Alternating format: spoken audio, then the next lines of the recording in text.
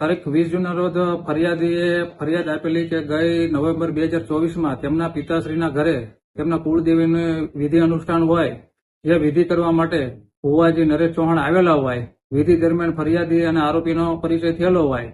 બાદમાં 2 માસ બાદ આરોપીએ ઇન્સ્ટા આઈડી પર ફરિયાદીને ફ્રેન્ડ રિક્વેસ્ટ મોકલેલી, જે ફરિયાદીએ સ્વીકારેલી અને એકાબીજાના મોબાઈલ નંબર આપલે કરેલા.